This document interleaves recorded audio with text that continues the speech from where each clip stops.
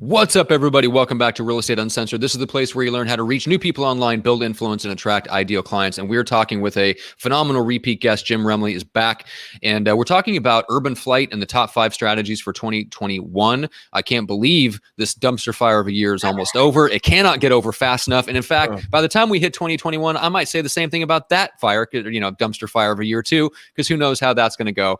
But there's going to be some very interesting things that come about next year. Urban flight is just one of them. And so we're going to talk about the time 2020. Greg is showing a picture of an actual dumpster fire. I love it. But we're going to talk about that and really what to do in the changing environment. And if you are like me in San Diego, which we just went into the hardest lockdown that we've had since March, essentially, we're going to talk about what the potential implications are of this on again, off again lockdown stuff, and how we need to maybe change the way we run our real estate businesses to accommodate and to prepare for that, and some things that agents are doing around the country that are working. So before we bring in Jim, we don't have Gene yet with us in the building. The Evil Bald Ninja is not here, so I only have to welcome my esteemed colleague, co-host, firmly ensconced in the co-pilot seat, Greg McDaniel, Junior Grandmaster. What's up today? What up, man? Hey, I'm excited. We are having a lot of fun talking off air and kind of regards to a lot of different subject matters, but I'm really kind of, I'm honestly interested to hear what Jim's going to talk about when it comes to the urban flight. Where are we going? How are we doing it? Should we do it? I actually just picked up a $1.8 million listing. It's another 5 acre parcel. I don't know why I keep listing 5 acre parcels, but it's on top of a hill. Wow. And you could build like a 6,000 square foot home with a safe room and everything else in it. And I'm like, this guy, the agent who had it before, couldn't sell it for 3 years. We also didn't do shit for it, so it doesn't really matter. But talk about a good time to sell land. I mean, think about this. I mean, it's just like want to get. And I was talking to Eileen, my team manager, about this. I'm like, we should use the Southwest slogan of "Want to get away." Yes, love it. Oh, that's awesome. Well, Jim, officially welcome. Since we're already laughing together, we might as well just officially welcome you. What's up today? I'm feeling good, man. I'm glad to be here. It's always exciting to talk to you guys. I love being on the show. Yeah, we love having you. I was telling you before the show, so I'll give you a public compliment too. You had me on your podcast, so I want you to plug what the name is and where people can go get it, because it was one of the most fun, entertaining, free-flowing interviews that I've done. And I'm on podcasts 3 or 4 times a month, and it was a blast. We talked about microfamous and how that applies to agents, because essentially it's like I've really come to realize it's the marketing system that I built for myself as an introvert. So if you're also an introvert, or you just don't want to be a social media extrovert all the time like Gary Vee, this is like the perfect marketing system. So we talked about all that stuff. So where can people go to get that conversation? Yeah, just hop on to really any podcasting platform, look up eReal Estate Coach, and you'll find it. So that's where we're at. eReal Estate Coach with Jim Remley. But I have to tell you, Matt, I've been stealing your stuff, for like the last 3 weeks since I listened to it. I'm acting like I never heard it from you. I'm just repeating it out there like I'm really smart, super intelligent guy. No, I give you credit. So you have plenty of your own stuff. I was going to say, when we jumped into that conversation, we realized how much of our content fits together like puzzle pieces. It was really fun. All right. So for people that don't remember your first appearance, give us just the 60-second bio, who you are, where you are, what you do. So I am in beautiful Southern Oregon, where it's freezing cold this morning. Got my sweater on. I love sweaters because it hides all the wrinkles. Don't have to iron shirts. Perfect for me. So I run a company down here. We have 160 brokers doing $1 billion in sales and a population base of 80,000. So we have one of the highest per agent productivity rates in the country. We're a Real Trends top 500 company. And that's a 60-second version of my life. Now, how many is that spread out over multiple locations, or 160 agents in one office? We have one kind of mothership. We've got 2 branch offices. The mothership's in Medford. We've got an office in Ashland, Oregon, which is just over border from California, and one for those of you that are Duck fans up in beautiful Eugene, Oregon. Gotta love it. All right.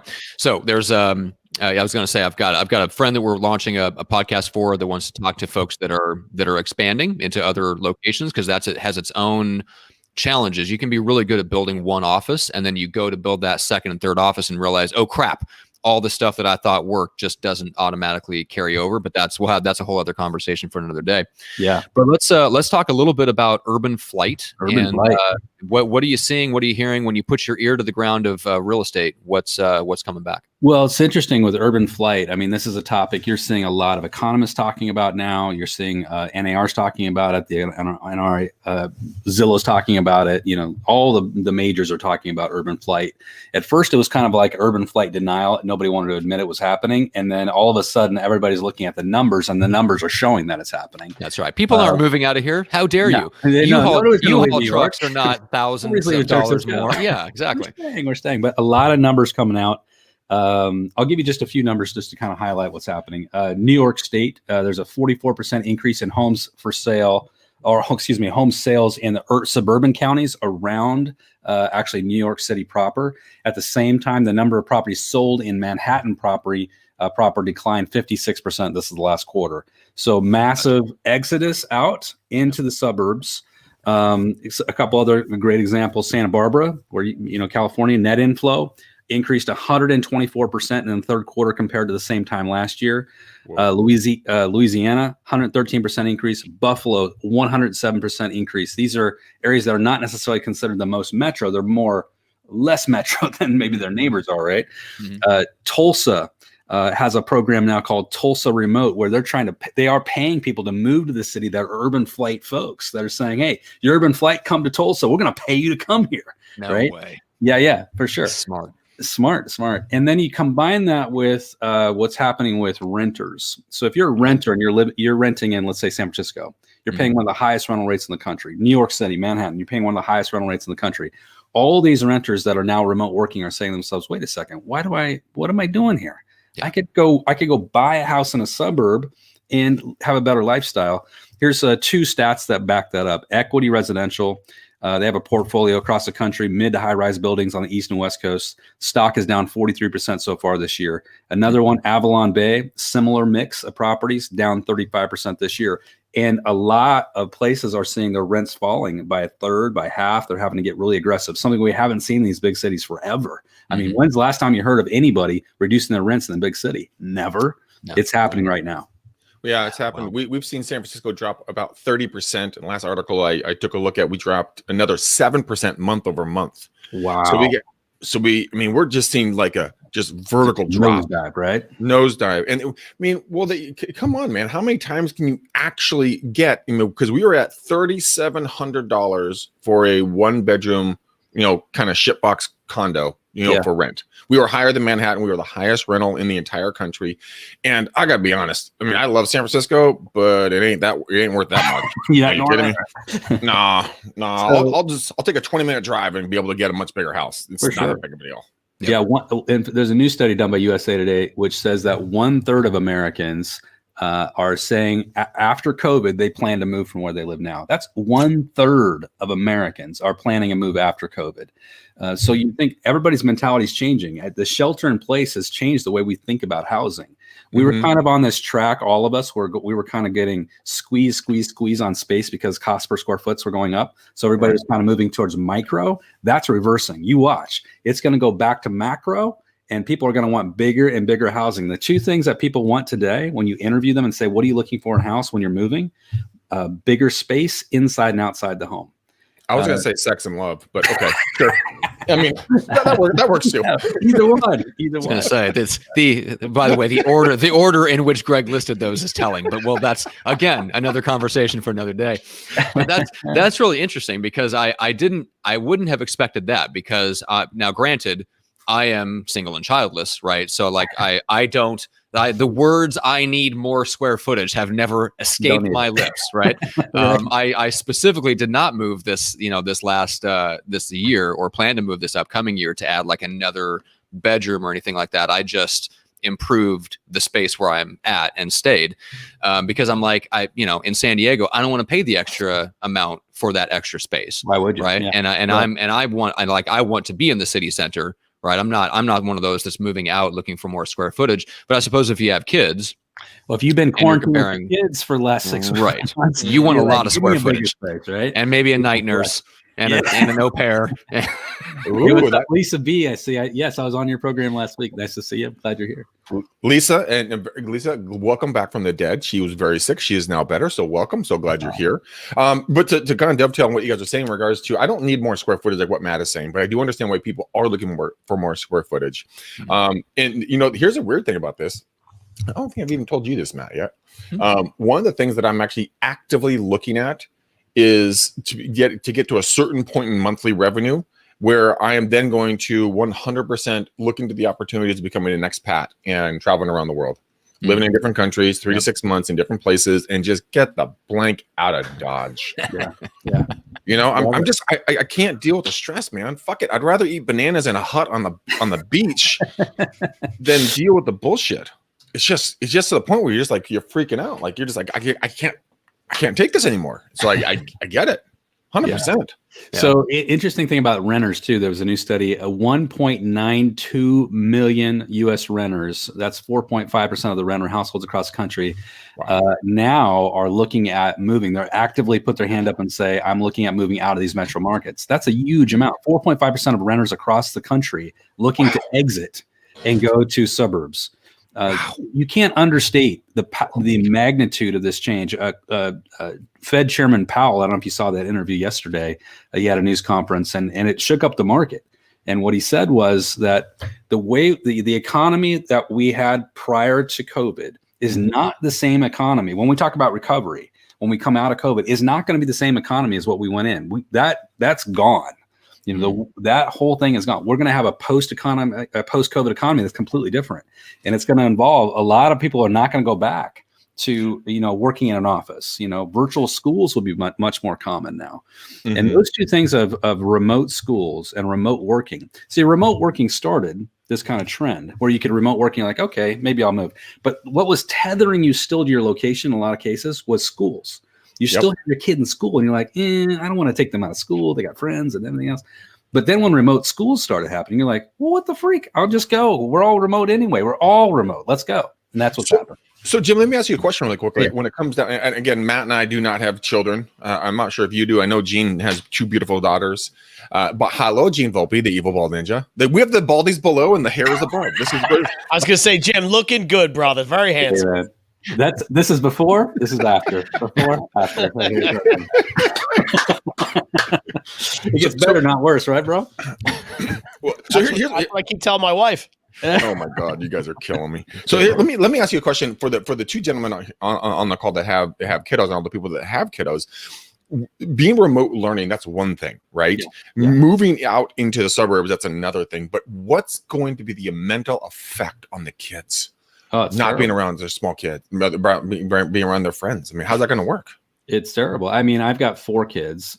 2 are still in school, and it you can see the mental stress of not being around and not having social interaction. Really? I mean, I take them to the park every day just to have social interaction, just to see other kids and be around other kids, and it's definitely it has an impact. There's no question. And no amount of Zoom meetings is going to solve that until we get back to actually having these kids around each other. Yeah. But what's interesting about our society in general, though, is we've been moving away from socialization with kids because they've had all these devices. I was just having this conversation with another parent the other day about this issue of, in my day, back in the 80s when I was a teenager, we would actually have parties and we would actually go to a party. Teenagers don't do parties anymore. I mean, they do it on TV, but you don't really see a lot of parties, like going into a parent's house and destroying a kind of party. That doesn't happen anymore. It's just a different kind of, they connect more through their, social media more than they have ever done before. Kids are getting licenses later in life. Very interesting. But just in terms of COVID, it's definitely having an impact to answer your question. It's a fascinating concept because I remember when I was in high school and everything else. I mean, we would go to keggers and get weird, and have fun, and trash houses. And I mean, I remember walking into parties, backpack full of beer, and just getting smashed and having a great time. And everyone's just mushed together like this, moving through the crowd. And it wasn't a good party unless you were like belly to belly, face to face with every single human being at the party. So when it comes to the real estate side, I grew up 21 years in the business as of this recording, and I started my business doing door knocking and cold calls and mailers. And is that all going away? Are you seeing a shift? Do people even want you to show up at their front door? It goes back to the mentality of kind of where everyone's brains are going. I have a good friend of mine. Her name's Pam. Wonderful woman. She has a couple of kiddos, and her kids literally do not want to leave the house anymore. Yeah. Because they've been conditioned in their brain that if they go out there, they're going to get grandma and grandpa sick if they go over to their dad's house, and then they're going to kill grandma and grandpa. I think prospecting will change to some degree, but fundamentally, I think it's still going to get down to human-to-human contact. I think what's happened over the last 10 years is there's been a trend away from human-to-human contact, and we've moved towards instant gratification, where agents just want a buyer or seller handed to them. They don't want to do any work for it. They would rather pay Realtor.com and Zillow, just hand it to me, and then I'll go out and work it. But only give me the good ones, and I'll pay you $5,000 a month to Zillow, so I don't have to talk to anybody. I mean, that's kind of what their attitude's been, right? Yeah. And that's a terrible attitude when it comes to prospecting. But here, in terms of COVID, right now, I'll give you some strategies around this urban flight that is really working. But just to answer your question, Greg, one of the things that's my students are really doing, and it's really working well, is they're actually leaning into Popeyes. They're leaning into going and talking to people in person. Really? But here's how they're doing it. They're doing it contactless drop off. So they text the person in the morning. They say, hey, I got you a little gift for Thanksgiving. I'm dropping at your door. I'm going to ring your doorbell just like the pizza delivery guy now. You don't have to come to the door if you don't want to, but it will be at your door. Just want to let you know I'm dropping something by. What do you think happened? What do you think happens 98% of the time? 98% of the time, they ring the doorbell, and then people run to the door because they haven't seen anybody in 3 weeks. And they're like, oh my God, I haven't seen anybody. Thank you so much for coming. I want to talk to you. Please. And even if they social distance, they still want to have conversation. Yep. And sometimes they'll come out on the doorstep and they'll have conversation, and they crave human contact right now. Yeah. Right. So it definitely has an impact. I talked to my pizza delivery guy for 45 minutes last night. Yeah, exactly. Right. Oh my God. Were you trying to convert him to Mormonism? I mean, what I'm kidding. I'm only kidding. No, but it's true. Say, like, don't call me, but at least call Greg. Yeah, I'll talk to you. You know what I'm saying? I'm a good-hearted fool. Yeah, I'll take the call. Well, listen, I can't call you, Matt Johnson, because you're apparently on the moon. What are you, in NASA headquarters? What's going on with what's behind you? This is a new look for you. I don't understand what's happening here. I told you I was upgrading my place. It looks great. Yeah. It looks great. No, but here's the interesting thing, Jim, and I'm going to dovetail on what you're saying. A lot of people are, shit, man. When COVID landed, I was, hello, Lunar, Apollo 11. Are you there? Hello. But I mean, when I do calls now, I stopped when COVID started because I'm like, well, I can't go over to everyone's house. I mean, no one wants to see me. But then I kind of let that rest for a little bit. And like what you're saying, Jim, is that I'm seeing a massive resurgence. Like everybody I call on the phone, for the most part, I haven't had one rude person when I do my beers and calls. Everyone's like, oh my God, a human. How are you? No, I don't want to sell my house, but tell me about your favorite color. Like, let's talk. So do you offer pizza delivery? Okay. All right. So we've talked about urban flight. I know that was one of the top 5 strategies is to really take advantage of the fact that people are looking for more square footage, more distance. They don't need to be close to their job as much as they used to. Like, that's just not going to be a factor the way it used to be. Let me give you some tactical stuff around that real quick, Matt, because it's one thing to understand, but what do you do about it, right? Yeah, exactly. So I'm going to give you just 2 or 3 things really fast that really can work.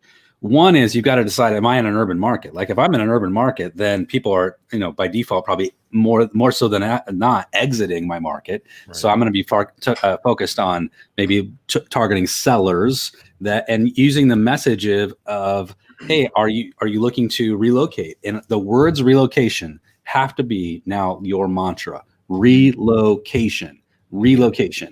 And you need to do a little digital footprint test of yourself and look at your all your marketing and say, do I even talk about relocation on anything? Is anything I have talk about relocation?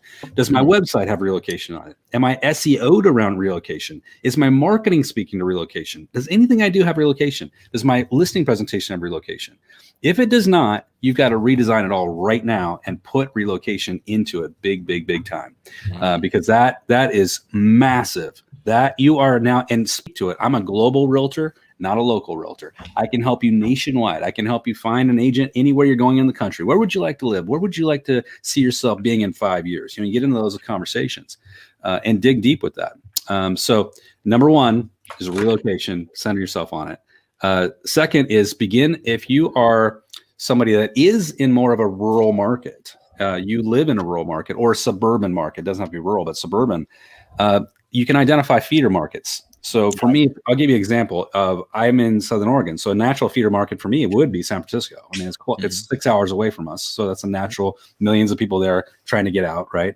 So for me, what I'm going to do now is I'm going to farm realtors in that market. I'm farming realtors in that market so I can be their go-to person for Southern Oregon real estate. They have a client moving to Southern Oregon. I want to be their number one person they turn to. How do I do it? I'm going to do it like I farm anything else: postcards, calls, text, reaching out through social media, friending them. And I'm going to have them, here's my message to them. Hey, listen, I'm a realtor in Southern Oregon. If you have anybody in the next year or 2 or 3 or 4 that's coming this way, I pay a 32.34% referral rate to you. And you're going to like, why is the oddball referral rate? Because I want them to remember me. It's not going to be the standard 25%. It's 31.25%, whatever your oddball number is, right? It's just something I can latch onto, right? Some pattern recognition thing. And then I'm going to follow it up. It's just a matter of consistency. So farming, realtors in other markets. Here's another one that's for those of you that are techie watching this, and you're like more on the tech side and you kind of gravitate towards that. Using LinkedIn is a great, a lot of you aren't using LinkedIn as an ad strategy. We're always on Facebook and Google, but LinkedIn has its own ad platform there. So within LinkedIn, imagine this. Imagine that you're going to use the in messaging part of, you can buy Sales Navigator within LinkedIn for $79 a month.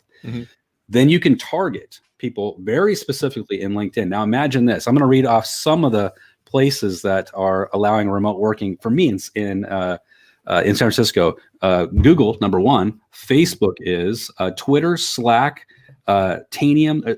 I just found like 20,000 employees in this like close to me area that have the ability to work remotely just from that little list. But now I can target them on LinkedIn by where they work. You can do the same thing. If you are near an urban center and there's a large employer like Amazon that allows remote working, you target them by where they work and you say, I see in your message, you're in your message inside LinkedIn that goes directly to them is, I see you work at Amazon. Have you, and I know they are now allowing remote working. Have you ever considered moving to the beautiful Southern Oregon? I'd love to be your realtor. Let's have a conversation. Do you think anybody's going to respond to that? Guarantee you, out of 100 people, somebody's going to respond to that, right? So that's just a few strategies around urban flight. We could talk about for all day around those things, but that's a few ways to kind of unlock some thoughts and thinking around it. I think it's perfect. I mean, it is. I mean, LinkedIn, I scoffed at LinkedIn for quite a while, and I laughed at Matt behind the scenes, and I've told him that publicly. I'm like, this is a stupid strategy. And then I screwed my head on. I'm like, oh, Johnson might be onto something. He's not a micro Johnson. He's a macro Johnson. And it is a phenomenal tool when used right. You can really wield some power with that. And I love, Jim, where your brain is going with this. And Gina, I want you to weigh in on this. When it comes down to being hyper local focused, like who do I want to talk to? How can I help people? Where are people looking at the patterns of where people are going to and hit them? And those are now your new target market. Instead of like, I'm Greg McDaniel with eXp Realty. I love everybody. Come work with me. It's like, no. Jim, you're at Amazon. You're in San Francisco. You don't have to be there anymore. Come to me, my friend. Come, my child. Yes, let us abound in love and joy and do real estate deals together. Gene, with this knowledge, how would you go after this if LinkedIn was not a factor? How would other people? Would you do live videos, Instagram stories? Would you do IGTV? What would you do, man? Yeah, all those things. I would do what we're employing in our area right now with some of our agents, which is have them reach out to some of the local business owners that are influential and have a big following, and go down and do them a solid and say to them, let's just take a restaurant. You got a restaurant that has 6,500 people that follow it. We're going to go in there and interview that general manager and talk about how they've successfully gotten through COVID and what the hours are and what people can get and expect. And all we're doing is getting on screen with the guy or girl there, and we're helping promote their business. And that's going to come back to us tenfold because we're doing the right thing. And we now have an audience of 6,500 people that know we're real estate agents that are that we didn't have yesterday. So that's one way to do it. Love it. Great. Yeah, we got our boy, Mr. Joshua Smith, who heads up the GSD podcast. Joshua, what up, homie? He loves you, Jim, by the way. You're the best. Yeah, I love Joshua. I've had him on my program. I've been on his a couple of times. Joshua's a killer, an absolute genius. Love it. Great dude. Yep. Yep. So let's talk a little bit. I mean, Jim, do you see the ebb and flow back into urban areas at any point? Or do you think this is like a complete and total 180 mindset shift? People are going to say, you know what?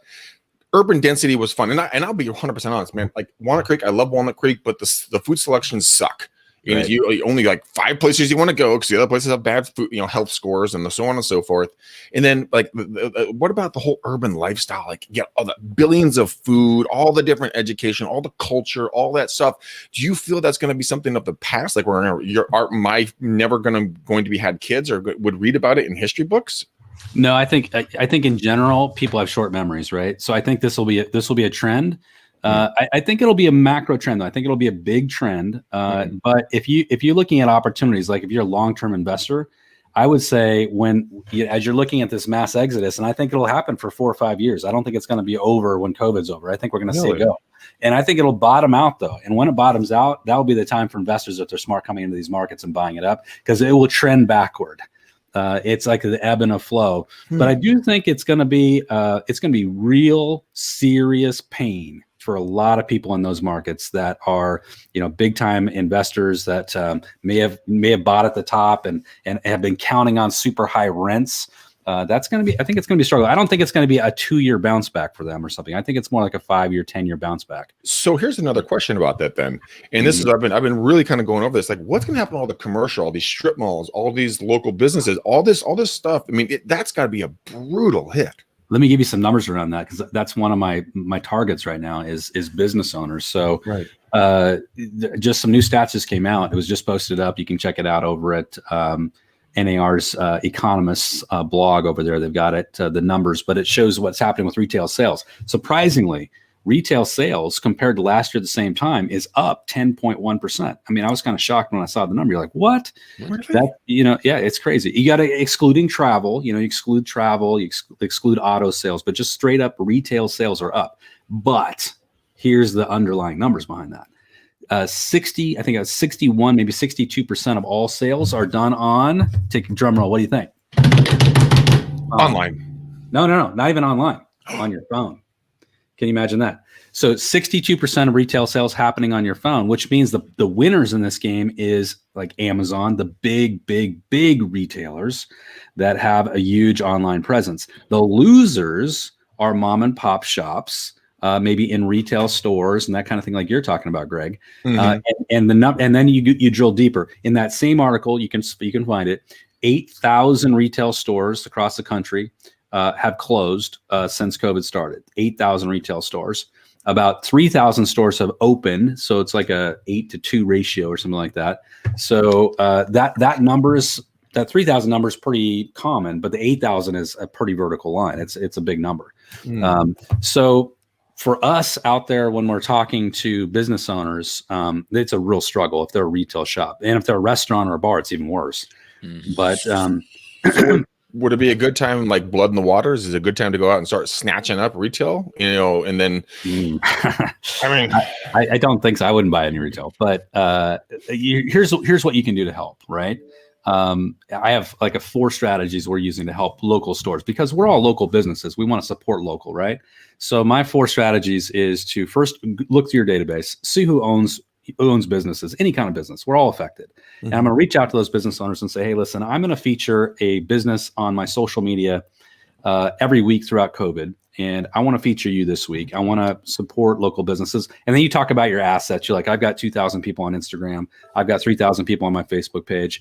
Is there anything you'd like to offer to this audience to try to encourage them to come see you? You want to throw out a gift, some kind of incentive. So number one, you're going to encourage them and try to help them. Second thing you're going to do with them is you're going to try to give them some brainstorming. So you can say, hey, I'm going to put together a little brainstorming group. Could be on Zoom, or could be like 4 or 5 of you meeting in a coffee shop once a week. I've seen a lot of agents doing this successfully. And you're bringing 4 or 5 business owners together and you're just brainstorming, trying to help, right? Trying to give them solutions. And then third thing you're going to do is just be someone that's actually talking to them. You know, when somebody gets sick, and I don't know if you've ever experienced it in your family, but somebody gets seriously ill, you have a minute where people rush towards you. But then really quickly, people move away from you, right? People actually don't want to be around sick people. They don't really want to deal with it because it's too tough. They're just like, let's not even deal with it. And that's what's happened with businesses. Poor business owners had a lot of love in March, had a lot of love in April, but then everybody's disappearing, right? Like, sorry to hear about your luck. You need to be somebody that sticks with them and is calling them and consistently engaging with them. And the last thing is, the fourth thing is, some of those people are going to need to liquidate. Some of them will not survive this. 8,000 haven't so far. So they may need to sell their location. They may need to sublease their location. They may need to close a location. They may need to sell a rental property or their personal home just to keep funding the business. And that's where you're there because you've been there and you've been standing near them. Jim, it's funny that we're talking about this. I literally just got an email from patch.com. It says contra cost accounting, closing indoor dining, gyms, and movies. And I'm like, I didn't know movies were open. But I mean, well, congratulations. Well, sorry to hear that. But, wow. But I mean, but this kind of an email that I got right here. This is an ideal opportunity, like what you were talking about. Reach out to the Chamber of Commerce. They shouldn't be douches about this. They should be very open to helping. Say, hey, give me a list of every business owner part of your association. And then, and this is actually content I got from another podcast I listened to. I thought it was genius because then you reach out to them and say, look, give me some stock photos of your business. I'm going to put them up on my Instagram, on my Facebook stories, on my IGTV. I'm going to tag you. I'm going to highlight you. Like you were saying, is there something I can give away? But you do a business every single day or a business a week or whatever it's going to be. Talk about being able to talk about building a friendship.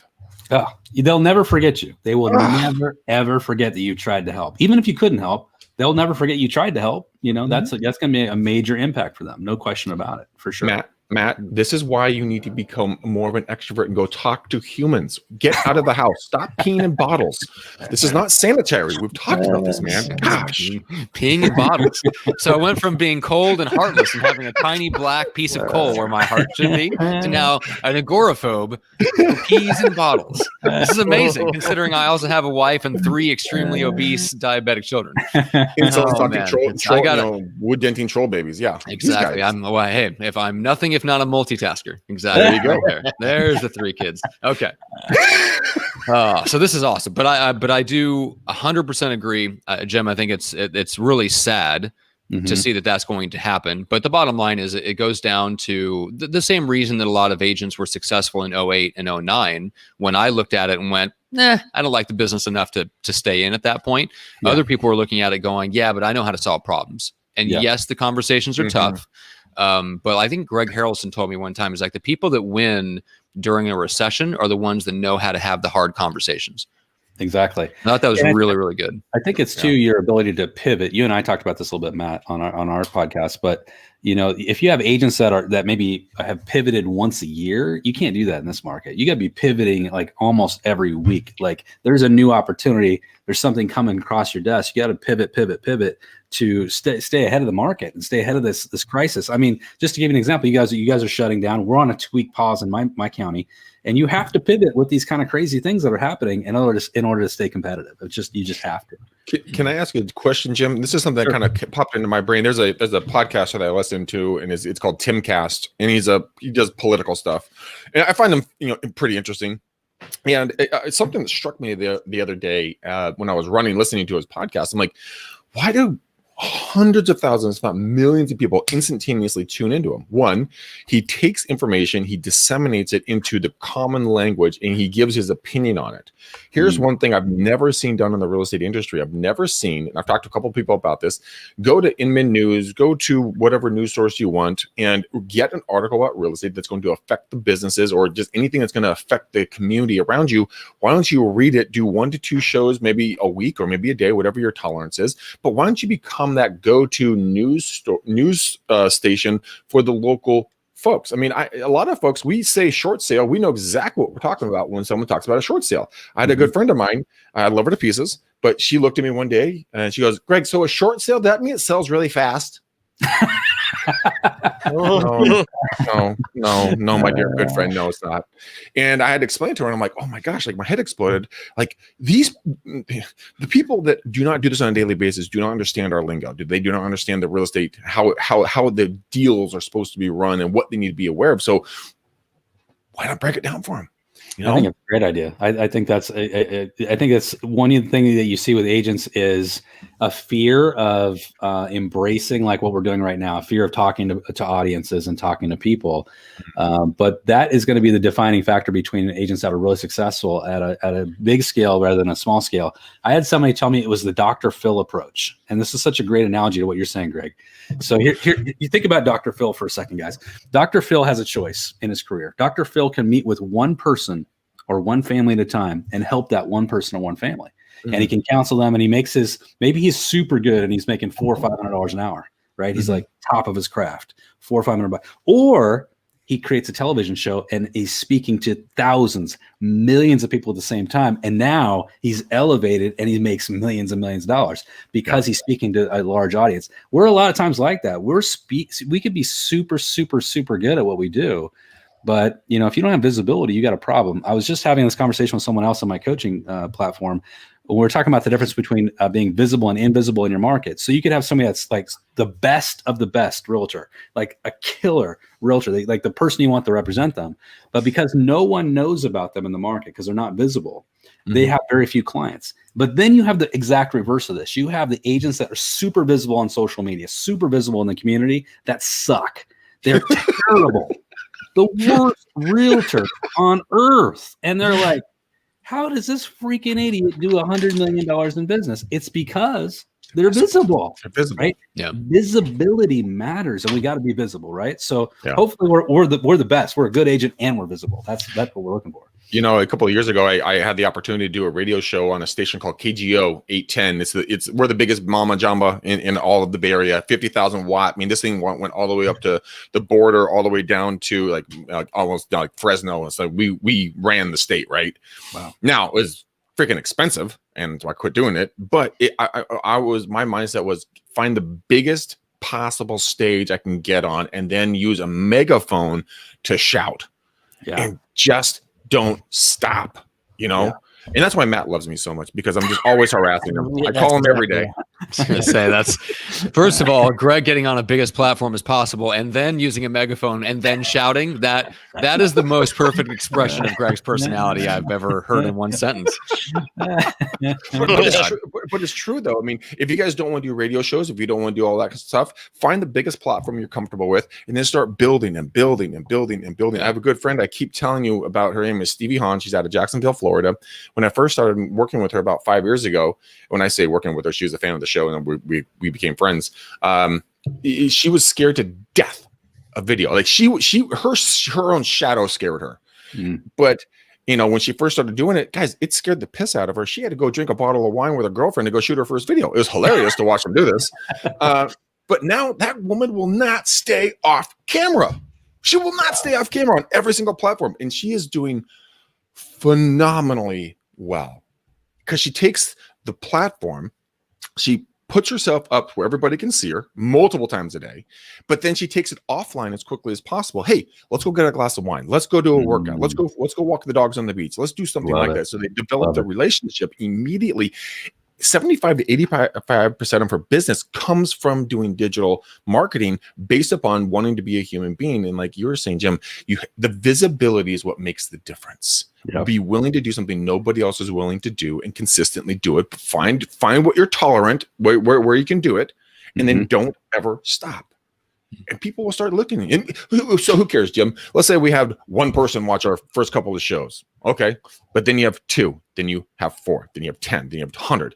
It just multiplies over time. So are you telling your agents that, when they come to you, like I know you're not getting any visibility, just you can go ahead and stop. Nobody's going to care. Or you're like, no, man, just go. I 100% agree. I mean, it's going to start small, and it's going to start with your own audience, and then it's going to grow from there. That's the goal. But even if it's with your own audience, that's okay too. It's kind of like what Matt's point about being famously influential with, I can't even remember the tagline, Matt, but famously influential with your own audience, right? I don't necessarily have to be out there with 100,000 people, as long as 1,000 people that are watching me are engaged with me, right? And I think that's, there's the book right there. You should all go out and buy it. It's a great book. But maybe it's a free book and you can even get it for free. Maybe I'm right. That is true. Okay. But I think that's the important point is that a lot of us are not even visible with our own audiences, which is crazy, right? We got to be visible with our own audiences and then grow from there. One thing I would say around that though is the issue of authenticity and really being authentic to your own voice. And sometimes we're trying to read scripts or we're trying to be someone we're not. We're trying to be like Ted Brokaw, if any of you remember that guy. That's, who could be now? Anderson Cooper, maybe? I don't know. Sure. You're trying to be somebody that you're not. You got to be who you are. And it's really funny to me when you watch people do video for the first time, how they try to become somebody that they're not. And it's like almost hilarious to watch. You really want to settle into just being comfortable with who you are because your audience wants you to be comfortable. And I think that's a really important point too. Yeah, and that's I just wanted to mention real quick, just because Greg, you're like, there's a certain segment of the audience that does relate to you because they are fellow extroverts. But if they're more like me, like you still want to get on the biggest platform that you're comfortable with. And that might mean YouTube videos like we did. I was checking. So Greg, before we hopped on, I checked the YouTube stats of our channel, which everyone should go subscribe to. It's Real Estate Uncensored, and go look up the video with Jackson Wilkie, where he talks about the 3 videos that every realtor should do. Like that. YouTube is an amazing platform for introverts because you can make videos that are not about you flowing in the moment and being social and being extroverted, and everything doesn't have to be in the moment on the fly perfect. You can sit down and you can record a video and you can edit it and you can pick the best parts that you want and you upload it to YouTube and give people something that they're searching for, which is what Jackson's point was like, so Jim, you're in Medford, right? Yeah. So all of your agents should be creating videos about why people should move to either to Medford in general, but also specific neighborhoods of Medford. And then any other, they should be doing, videos about, hey, why move from San Francisco to Medford? Right. Get both of those keywords in there and start going out. Like YouTube is a big platform, but that doesn't mean it's a platform where you have to be social and have this huge personality in order to win. Right. Yeah. So I just wanted to point that out. Like there is a strategy and something that will work for everyone. It's not about being more like Greg. If you're like Greg already, by all means, be like Greg. But if you're more like me, then there's other platforms for you where you can do similar things and get similar results, just a little bit different tweak on the strategy. That's a funny story about that. Oh, go ahead. I'm sorry. No, I was going to tell a story too, but go ahead. You go first. So I was doing a class about relocation because we talked a little bit about relocation.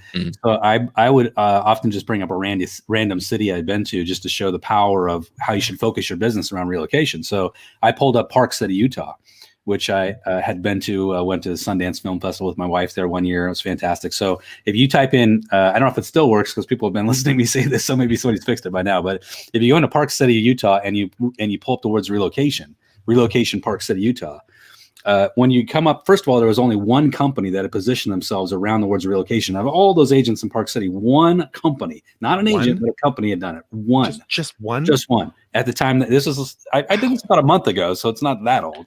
I'm going to search right now. But yeah, look and see. So I'm doing it. And then on the, you're going to say, no, there's like 25 now. But what's really important about that is the video content, which is what Matt was speaking about right there. So if you go drill down deeper, most searches now have video results, right? And in the video results, the number one video was 5 reasons not to move to Park City, Utah. I don't know if it's still there or not, but it's the first one on the list. There you go. It's still there. Someone needs to listen to me and go shoot that video for Park City. That's hilarious. But my God. But I did that. I hired Jackson and his team and they put together, I think it's right here. Yeah. Like a huge shoot list of all these different videos. And one of them was, 10 reasons not to move to San Francisco. And so I'm like, well, that's going to be simple. And this guy wrote me an email, goes, So are you trying to get me to move or not? But this is great information. Thanks so much. I have to relocate, and I really appreciate it. It's picking up buyers, guys. These things really work. Yeah. I want to dumb it down real quick. I want to tell a good story too. This literally just happened an hour ago. So about last Friday, a loan officer for a company, a national mortgage company, who's a very 24-year-old guy that's just getting into the business, teamed up with another loan officer from this company. Really sweet kid calls me and says, I kind of want to do a video, but I've never done one and I'm nervous and all these things. And I said, just tell the people what you've done. And I kind of gave him some guidance. And it's basically a 1 minute and 40-second video about, my background, who I am. He's easy to watch, easy to look at. Like, it was real calming. And he goes through the process and he goes, and I just want you to know that I've teamed up with X, Y, and Z Mortgage. So he finally posted this morning. We did like literally a minute and a half of editing. He posted this morning, 6 hours ago. There's 20 comments, 97 likes, right? But here's the one. Holy cow. Well, listen, this is the one I want to point out. This is from, I'll tell you it's from, but this is like halfway down the feed. It says, okay, what's going on? Is Grammy the last to know? So the point is, which I thought was amazing, and I thought, somebody's in trouble with their grandmother. But there's a real simple point here. Sometimes it's just a matter of just doing something real simple to remind your sphere. Like, it doesn't even have to be technical. Oh my God, we got to edit, and I got to put the banner on, and where do I put it? Just do a quick video and remind people that you're the expert in the area. Boom, boom, boom, and watch the engagement pile up, and then take advantage of that engagement to start and continue conversations. And you never know what's going to come out of it. I just thought that was funny. So here's the thing that we work with Jake Wolf over at Clever Leads with a K, and we're building a lot of stuff with him. And that's the one thing he's always saying, like, just get out there and say hello. Never stop. Just always be putting your, what's his verbiage, Gene? Throttle, put the throttle down. No, fire bullets down range. Put bullets down range. And keep putting the throttle. He's a military guy, Jim, just for those people who don't know. It reminds me of Perry Marshall's Rack the Shotgun. Nobody knows what that means until you read his book, but it makes total sense. But if you don't know, it's like, wow, that sounds strangely, oddly aggressive for a marketing expert. Yep. But so here's the takeaway, guys. We're going to wrap this thing up, and selfishly, Jim, we're going to have you back on like once a month. I don't care what Matt says. And I love it when Matt gives me that confused, like, what are you talking about? I said nothing of that sort. Oh wait, this is the best comment. Sean Munson says, "Damn it, I'm not far from Park City. I'm failing." Yes, you are, Sean. Fix that immediately. Go do it today, right, bro. Exactly. Wait, you missed Sergeant Wolf's comment. That's the best comment. Elon Musk tested positive twice and negative twice in one day. Does that mean he's good? So confused. Yeah. Can we just have the cycle threshold published? That's all I want. That's all I want. I just want to see the cycle thresholds. I don't see why that's so hard. Oh my God, we are off topic. But so here's the thing, guys. What I want you to do today, and yes, Sean, I'm speaking directly to you. I want you to go shoot a video and just go talk, put it out there, and watch what comes back. If you guys want to get a little bit crazier, hire Gene and GVI Media to do some editing for you. If you want to do it on your own a little bit, you go to Fiverr, Fiverr.com, Fiverr.com. Go hire someone who's good at SEO and keywords and build a list of videos so that you can start creating this stuff. And then you'll be able to come on over and hang out with Gene and his crew, and go talk to Jim, get some coaching from that genius, and if Matt picks up his phone, then you'll be blessed to have a quick conversation until he realizes you're actually on the line with him. Then he'll be like, oh shit, wrong number. He'll hang up on you. But it'll be a short call. It'll be a short call. It'll be a micro famous call. Okay. What the hell was all of that? Good Lord. I don't know. Oh my God. All right, Gene. I know you got to run. So Gene, how do people get in contact with you real quick before you leave? Yeah, listen, right there on my thing there, genevolpe.com. There's a little widget that pops up, and you can schedule some time. Just reach out to me or on any social, whatever. That's right. GVI Media, guys. That's the name of the game right there. All right. Gene, enjoy the weekend. I'll see you boys, Jim. Great seeing your face. Keep this going. It looks great. All right, bro. All right. And now that and once Gene is gone, we can spend the next 11 and a half minutes trashing the Philadelphia Eagles. Yes. Do it. I'll do it. I'm going to comment. I'm going to watch from the road. I will be. All right, good. Oh, Matt, you know what this means now? What's that? Shirts have now taken over the skins. That's right. Exactly. Dominating. Finally, we're winning. All right, Jim, what's the best place for people to reach out? And most importantly, because I know you've got the podcast, we talked about that earlier, but the whole point of that podcast is to give people an opportunity to kind of get a sense of what your coaching is like, right? So give us a sense of like, where do people go to maybe take that next step with you? So if you hop over to what you see on the screen there, erealestatecoach.com, E like an elephant. So erealestatecoach.com. When you hop over there, we've got, first of all, for anybody that wants to sign up, it's 14 days of coaching, free coaching. That'll kind of give you like a test drive of our entire system. But we've got 16 straight weeks. And when I say straight weeks, I mean every single day for 16 weeks to get you fired up and dialed in for lead generation. And then we combine that and pair that with live coaching every week, 3 live sessions.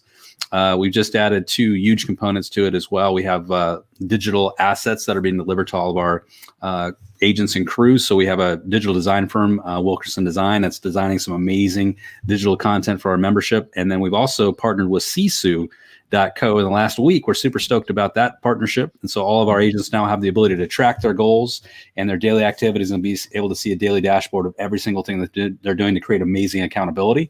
Mm-hmm. So go over and sign up, check it out for free 14 days. Wow, awesome. Love it. That is really cool. Greg, I was going to say that blows out. Like you've been doing free coaching for, like an hour a night for, 2 straight years, but 2 weeks of free coaching, that blows your offer completely out of the water. You know what, Matt? That's it. I was going to say, you can match the offer. Would you, what if you offered for people to coach with you every day for 14 straight days, an hour a night? After all, if you don't do that, you have a cold black heart. Well, you're right. And goodbye. Jim, it's just the 2 of us. Okay, back to the show. If you guys want to reach out to me, feel free. I think Jim's offer is going to beat my offer, so I'm going to sadly have to concede to Jim. But if you guys want to talk about EXP, you want to talk about what we're building, we got some phenomenal opportunities with EXP, guys. It is really, really amazing. We are on track to build the most profitable downline in EXP, and we have a very lofty goal, and love to talk to you guys about it. So go ahead and get a hold of me on my cell phone, 925-915-1978, like the year, or just email me at greg@gregmcdaniel.com. Super simple. Matt, now I heard a rumor. You published a pamphlet, which I refer to it very laughingly, but it's a phenomenal book. It's this one right here. It's called Micro Famous. Fantastic. Absolutely fantastic book, guys. Where can they get a hold of either a hard copy or a digital copy? Well, they can get a hard copy on Amazon. And so it's got like 45-star reviews right now. So it's doing really well there. So go get the hard copy there if you're like me and you want that physical copy in your hands. Or you can get a free digital copy. Just go to getmicrofamous.com/free. That is a fantastic book. I read a lot of books, Matt. It is really, really good. Really well done. And Greg, I tell all my students to go watch you on YouTube and just churning out those cold calls and killing it, man. You are like it's such a great example for everybody to watch. So thank you guys for both of you for what you're doing. Yeah, Matt, Jim is my new co-host because he's my new best friend. Yes. Well, it's been nice, Jim. I appreciate it. I will pass the torch over to you. Yeah. All right, Matt, you have a duty, sir, and I don't mean in your diaper. There is a job you need to do. Yes, I'm going to go with a bright sunny yellow because I think people just need some sunshine and some love right now. So bright yellow bow that we shall wrap upon this episode and call it good. Okay, Jim, you are a legend amongst men. Thank you for coming on again. We're definitely going to get you back. Super fun to have you on the show. Guys, if you'd like to have Jim on the show, please go to anywhere where you listen to podcasts. Give us a 5-star, not a 2-star review, because that's going to help the algorithm push us into more folks. Mention Jim in that post. We love you to pieces. We couldn't do it without you. But until next time, peace out, ninjas.